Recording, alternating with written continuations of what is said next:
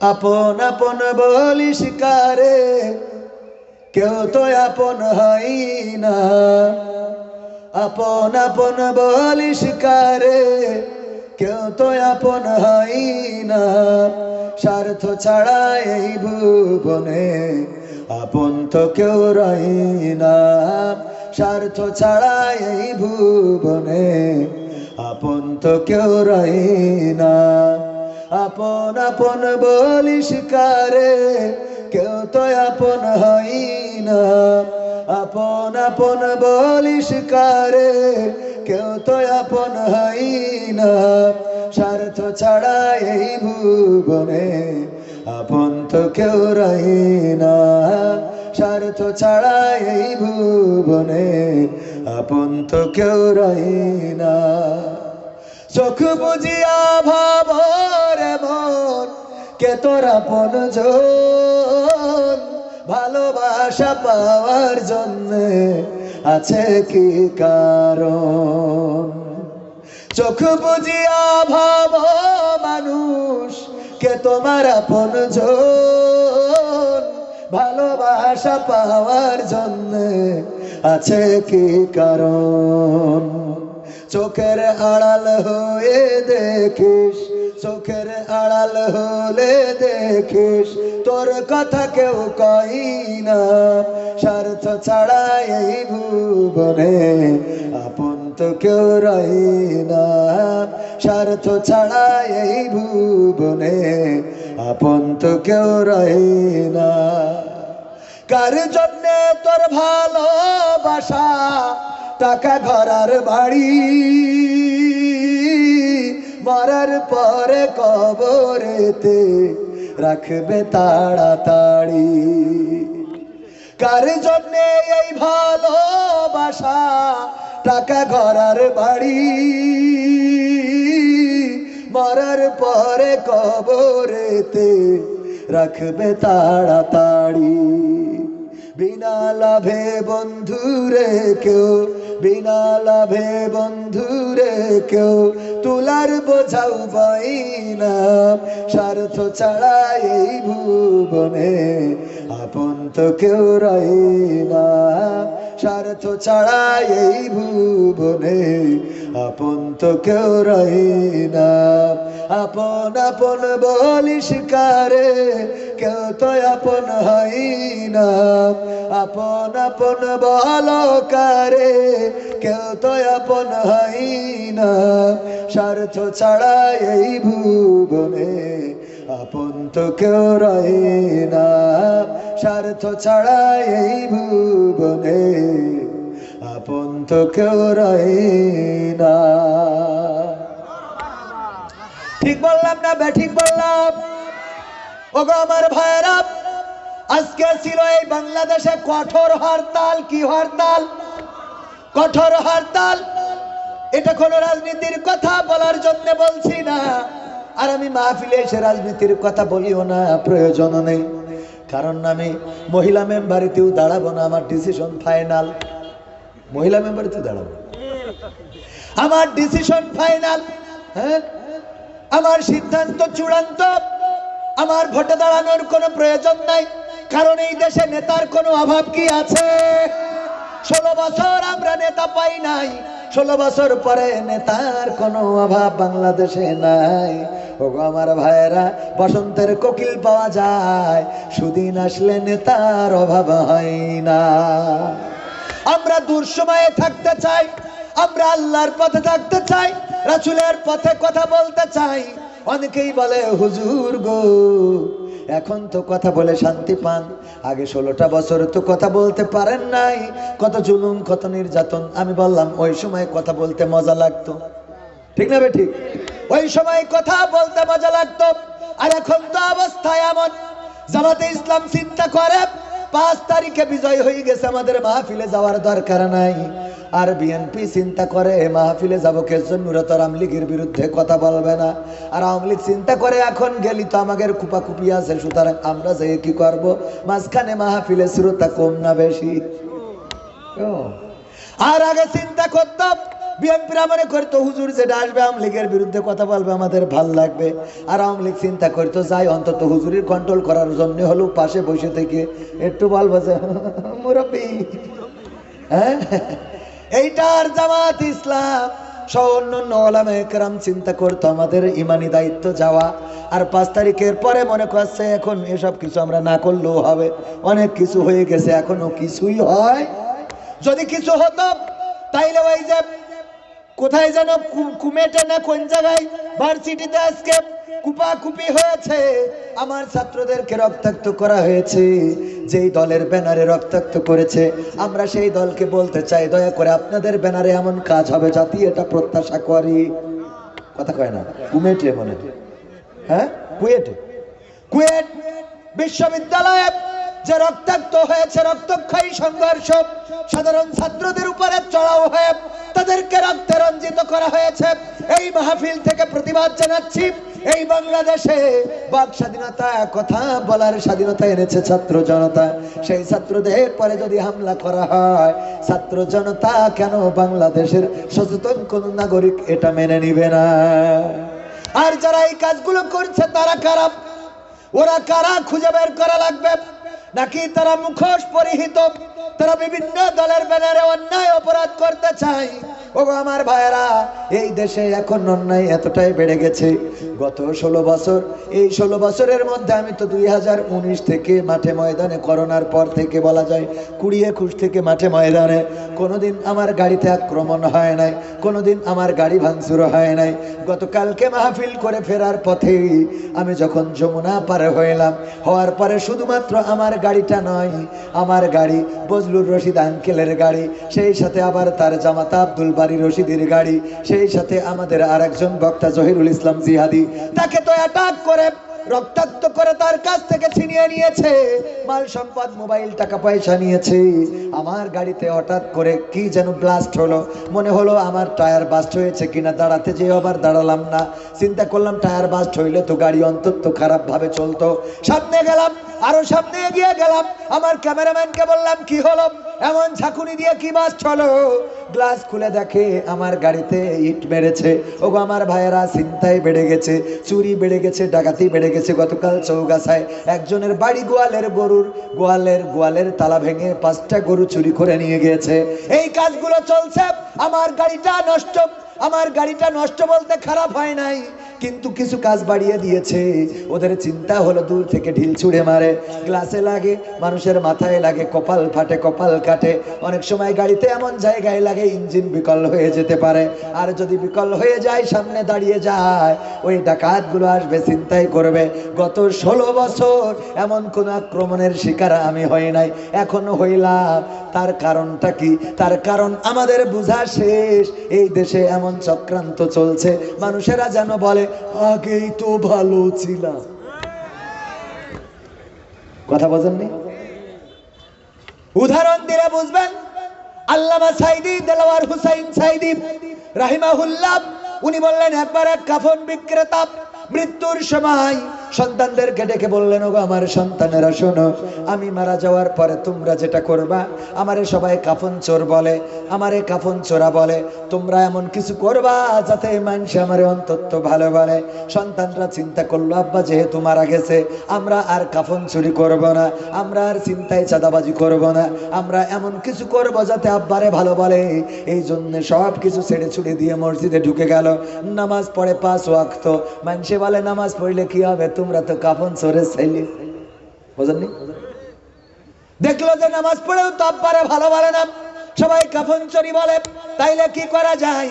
প্রতিটা নামাজের ওয়াক্ত আবার তাবারকের ব্যবস্থা করলো, যারা নামাজে আসে তাদের জন্য জিলাপি, তাদের জন্য খিচুড়ি, তাদের জন্য ছোট বাচ্চাদের জন্য চকলেট, বিস্কিট, এইভাবে দেওয়া শুরু করলো। আপেল, আঙুর, বেদানা, এইগুলো যখন দেয়, নিয়ে বাড়িতে যায়, কয়েক কারা আজকে মসজিদে তাবারক দিয়েছে, কয়েক কাফন চোরের ছেলেরা দিয়েছে।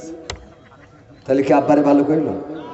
বেকায়দা অবস্থা, আব্বারে তো ভালো বলে না, তাইলে কি করা যায়? এই গ্রামে যত অসহায় আছে, দুস্থ আছে, যাদের কাপড় নাই, পোশাক নাই, ঘর নাই, বাড়ি নাই, এইগুলো আমরা করে দিই। ওরা মিলেমিশে ভাইয়েরা সবাই সিদ্ধান্ত নিয়ে যার বাড়ি নাই বাড়ি করে দিলে, যার টাকা নাই টাকা দিলে, যার জামা নাই জামা দিলে, যার কম্বল নাই কম্বল দিলে। এইগুলো যখন দেয় কয় তোমার তো দালান ঘর ছিল না, কে করে দিয়েছে? কয় ওই যে কাফন চোরের ছেলেরা করে দেয়। তাও আব্বারে কি করে? খারাপ বলে। ভাইয়েরা মিটিং করলো, ওগো আমার ভাইয়েরা, এরপরেও তো আব্বারে ভালো বলে না, তাইলে কি করা যায়? বললো আমরা তাইলে আবার কাফন চুরিতে ফিরে যাই, দেখি। ভালো কাজে তো আব্বারে ভালো বললো না কেউ। কাফন চুরিতে ফিরে গেল, মানুষে কয় ওর বাপও ছিল কাফন চোর, এরাও হইস কাফন চোর। তাও তো ভালো কয়।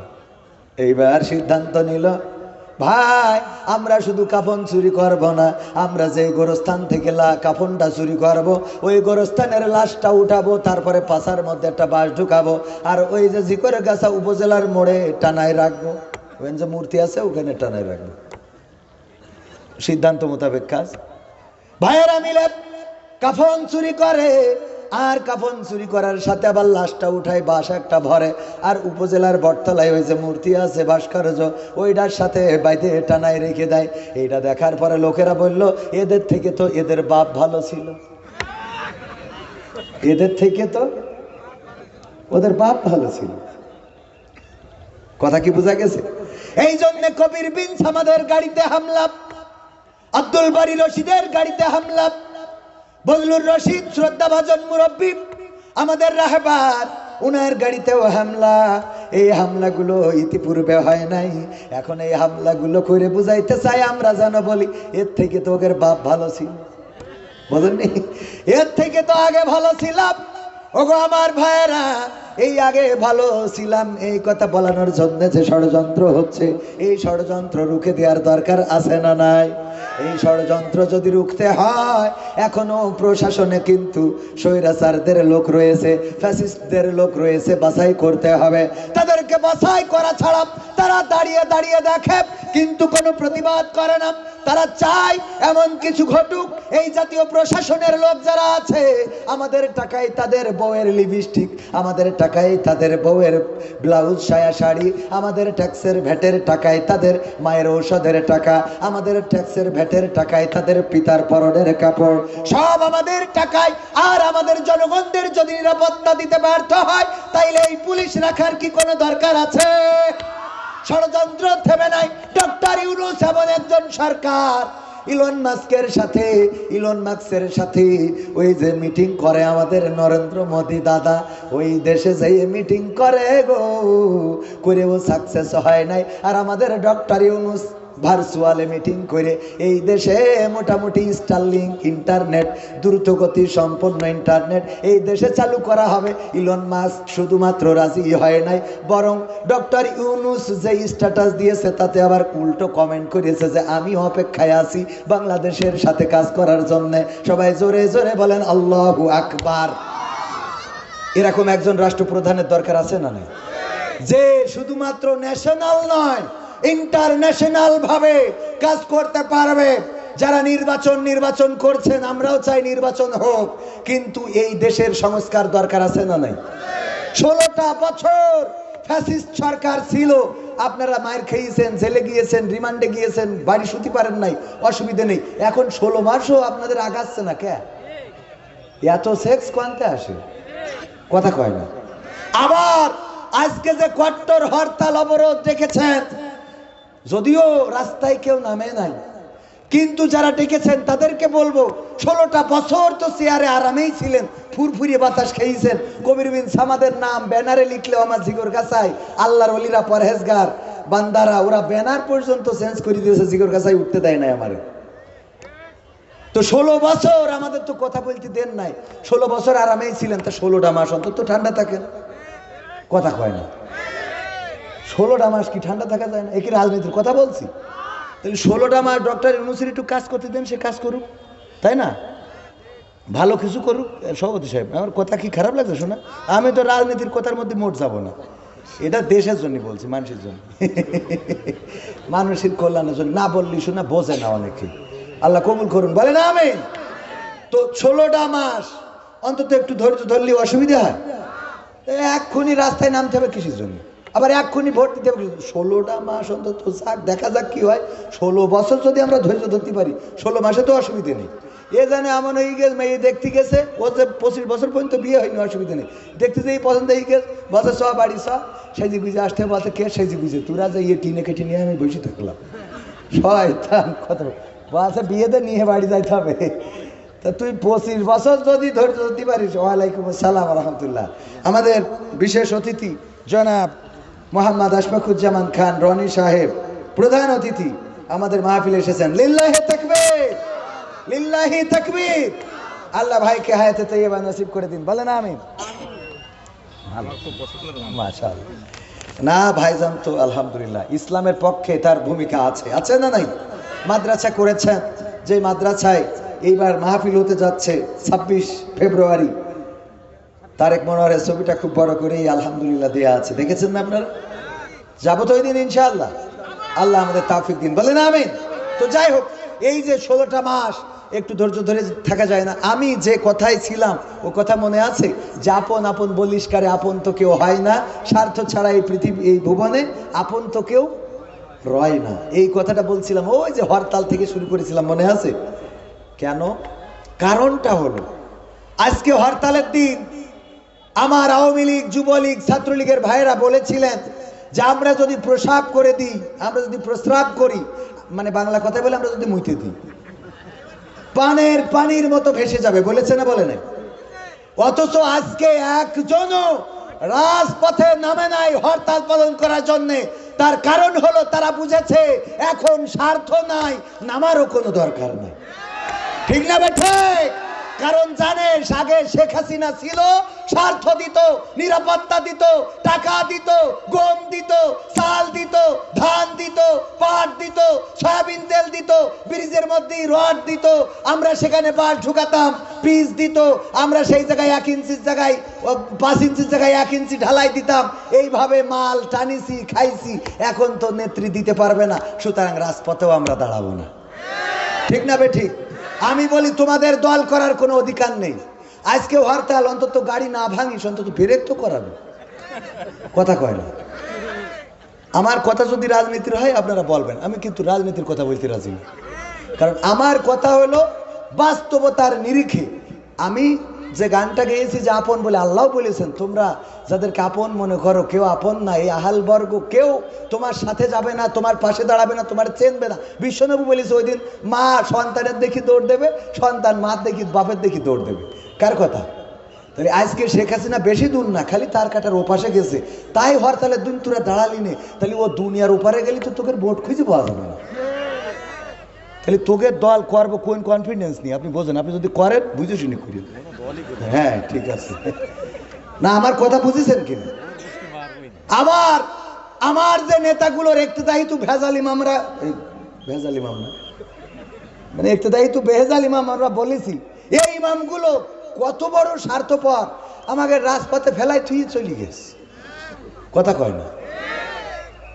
আমাদের সান্ত্বনা দিল, পালাবো না, পালাবো না। আবার তারা চলে গেল রাজপথে। এমনকি আমরা সাংবাদিকদের রিপোর্ট হলো যে শেখ হাসিনা এবং সংসদ সদস্যরা চলে যাওয়ার পরেও অনেক নিবেদিত প্রাণ আওয়ামী লীগের কর্মীরা রাজপথে প্রতিবাদ প্রতিহত করার চেষ্টা করেছে। ওরা তখন পর্যন্ত জানে না যে মাল চলে গেছে, বোঝেননি? তাহলে এই কর্মীগুলো যে রাজপথে ফেলাই তুই আজকে জেল হামলা মামলা, আমি তো এগুলোর বিরোধী ভাই। এ আছে না নাই? ঘরে শুতে পাচ্ছে না, বাড়িতে ঘুমাতে পাচ্ছে না। ধরিন এই যে ডেভিল অপারেশন ডেভিল হান্ট শুরু হয়েছে, এটা হওয়ার পরে আমার ইউনিয়নেও কত মানুষ সরল সোজা আওয়ামী লীগ আল্লাহর ওলি পীর পরেশগার এটা ঘরে ঘুমাইতে পারছে না। আমি তো এটার বিরোধী ভাই। আমি কেন বিরোধী? কারণ নিরপরাধ মানুষ ঘরে ঘুমাতে পারবে না, তা হবে না। কথা কয় না? অপরাধী যারা তাদের ধরি কাঠি খোলেন, কোনো অসুবিধা নেই, কিন্তু নিরপরাধীদের হয়রানি করা যাবে, করা যাবে। তবে এটা সত্য যে এই বাংলাদেশে প্রেক্ষাপট চেঞ্জ হওয়ার পরে আওয়ামী লীগ যা ধারণা করেছিল তার ধারের কাছেও কিন্তু যায়নি। ঠিক না বে ঠিক? আমি বলবো যে এর ধারের কাছে না, আরো অনেক কিছুই হবে না যদি আপনারা শান্ত থাকেন। নেত্রী যদি ভাষণটা না দিত, অনলাইনে যদি মিটিংটা না করতো, তাইলে আজকে বঙ্গবন্ধুর স্মৃতি বিজড়িত বাড়িটা আমাদের হারাতে হতো না। ঠিক না বেঠিক? কারণ মাঝে মাঝে গায়ে গু লাগলে কাদা মাখতে হয়। গায়ে যদি গু লাগে তাহলে কি করতে হয়? কাদা মাখতে হয়, যাতে করি অন্তত গুড় গন্ধটা ঢেকে যায়, বোঝেন? তাহলে আমাদের যেহেতু হাতে কিছু রক্ত আছে, পিলখানার রক্ত, ছাত্র জনতার রক্ত, আলেম ওলামার রক্ত, তাওহিদি জনতার রক্ত, তারপরে নির্যাতন, খুন, গুম, অপহরণ, এগুলো আছে না নাই? আছে। যেহেতু এত কিছু করেছি, অন্তত কিছুদিন চুপ থাকি, থেকে দরকার হলে এখন নারায়ে তাকবীর স্লোগান দেবে, নারায়ে তাকবীর, আল্লাহু আকবার, বাংলাদেশ বাংলাদেশ জিন্দাবাদ। বিএনপি সমাবেশে যেই বলতে জয় বাংলা, বলেন আপনি ঠিক বললাম কিনা? আপনি কোন? আপনি আমি বললো নাই কবেন যে মিছে কথা বলছে। এই ঠিক না বেঠিক? তুই ওখানে যেই অন্তত বাংলাদেশ জিন্দাবাদ কর, ওখানে যেও বলছে জয় বাংলা, আমার ভুল হয়ে গেছে, বাংলাদেশ জিন্দাবাদ হবে। তাহলে সহ্য না করি পারা যায়? আল্লাহ কবুল করুন, বলেন আমেন। তাহলে কি শুরু করব? এগুলো আমার ভূমিকার কিছু কথা। শরণপুর ও আর একটা কথা ভূমিকায় বলি রাখি আপনাদের সচেতন করার জন্য। গত 2 দিন আমি মাহফিল পরিচালনায় ছিলাম। যদিও আমার মাহফিল ছিল দুইটা, একটা চাঁদপুরে, একটা সাতক্ষীরায়। দুইটা মাহফিলে যাওয়ার সুযোগ হয় নাই। আদ্দিন ফাউন্ডেশনের মাহফিল টাঙ্গাইলে, আমার স্যারের শ্বশুরদের গ্রামে, টাঙ্গাইল, গোপালপুর, ডুবাইলে। তো এই 2 দিন পরিচালনায় প্রথম দিন আল্লামা মামুনুল হক ছিলেন, দ্বিতীয় দিন বদরুল রশিদ আঙ্কেল এবং মুহতারাম রফিকুল ইসলাম মাদানী ছিলেন। গতকালকে মাহফিলে আসার সময় আমার স্যার আকিজ, মরহুম আকিজ রাহিমাহুল্লাহর বড় সন্তান শেখ ডাক্তার মহিউদ্দিন হাফিজাহুল্লাহ, উনার পকেট থেকে উনার ফোনটা সরে মারি দিয়েছে। স্টেজে ওয়াজ হচ্ছে, চোর চুরি করলে হাত কেটে দাও, আর আকিজ কোম্পানির বড় ছেলের পকেট থেকে চোরে মোবাইল দিয়েছে। চিন্তা করা যায় আমরা ওয়াজ করি দেশ পরিবর্তন করতে পারবো? সম্ভব? ওয়াজ হচ্ছে যে চোর চুরি করলে হাত কাটার বিধান, আর পরকালে যা আছে তা তো আছে। এর মধ্যে আকিজ কোম্পানির বড় ছেলে ডাক্তার শেখ মহিউদ্দিন স্যারের পকেট থেকে ফোন উঠিয়ে নিয়েছে। এমনকি ওই মাহফিলের আয়োজনে ছিলেন আদ্দিন ফাউন্ডেশন, এত বড় একটা মাহফিল আয়োজন করলেন, মানুষ এত অকৃতজ্ঞ, এত বড় নেমো খারাপ যে ওখান থেকে পকেট থেকে মোবাইলটা চুরি করে নিয়েছে। আবার আকিজের মেজে ছেলে জনাব ডাক্তার শেখ মহিউদ্দিন রাহিমাহুল্লাহ, উনি ইন্তেকাল করেছেন। উনার জানাজায় আমি দাঁড়ানো, আমার পাশে স্যার দাঁড়ানো, তার পাশে আমি রামজা দাঁড়ানো। আমার পকেট থেকে আল্লাহর ওলি জানাজায় এসে ফোন নিয়ে গেছে। কোন জামানায় আমরা আসলাম? এইগুলো কি ওয়াজ দিয়ে ভালো করা যাবে? ওয়াজ দিয়ে ভালো করা যাবে? এইগুলো ভালো করার জন্য কি লাগবে? আল্লাহর কোরআনের আইন। এই কোরআনের আইন, চোর যদি চুরি করে হাত কেটে দাও ঘেসাং করে, দেখবেন যে 2-5টার কাটার পরে চোর চুরি করা তো দূরের কথা, ও মোটামুটি মানে অন্য যাই করি, ভিক্ষে করি খালু, অন্তত চুরি করবে না। ঠিক না বে ঠিক? এই জন্য কোরআনের আইনের দরকার আছে না নাই? রাজপথে দেখেছি মোটর সাইকেলে যাচ্ছে, বাইকে জোরে চালানোকে কেন্দ্র করে অথবা মানে খারাপভাবে চালানোকে কেন্দ্র করে রিক্সার সাথে ধাক্কা লেগেছে বা কোনো কিছু ঘটেছে, এটাতে বাধা দেওয়ার কারণে এই কিশোর গ্যাংয়ের সদস্যরা ওই দারামদা না কি দা কয়, আমি তো ওইসব দা চিনিও না, এই দিয়ে কুপাকুপি শুরু করেছে। স্ত্রীকে ঢাল হিসাবে ব্যবহার করলো, সামনে স্ত্রীকে দিয়ে স্বামী আত্মরক্ষা করেছে। আবার নারীরাও দেখেন যে স্বামীকে পিছনে রেখে সামনে বুক পেতে দিয়েছে, মারো আমাকে, মারো আমার স্বামীকে না, অথচ স্ত্রীর সাথে খারাপ ব্যবহার করে মানুষ আছে না নাই? যে স্ত্রী যখন কোপ দিচ্ছে সজোরে, স্ত্রী স্বামীকে পিছনে রেখে সামনে, যে আমি মারা যাই কিন্তু স্বামী নিরাপদে থাক।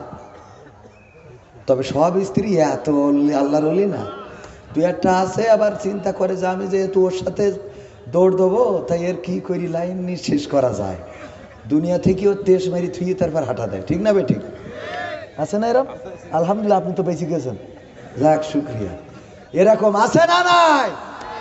ভাইরা আমার, আমি ধন্যবাদ জ্ঞাপন করছি ওই এলাকার জনগণের, যারা এই 2 জনকে ধরে গণধুলাই দিয়েছে। শুধু গণধুলাই নাই, কার্যকারী বিচার দরকার। আমাদের মাথায় রাখতে হবে, অন্যায় যেখানে প্রতিবাদ সেখানে। আইন হাতে তুলে নিতে নিষেধ করব, কিন্তু দেয়ালে যদি পিঠ থেকে যায় তাইলে আইন হাতে নেওয়া ছাড়া রাস্তা নেই। মনে থাকবে আপনাদের?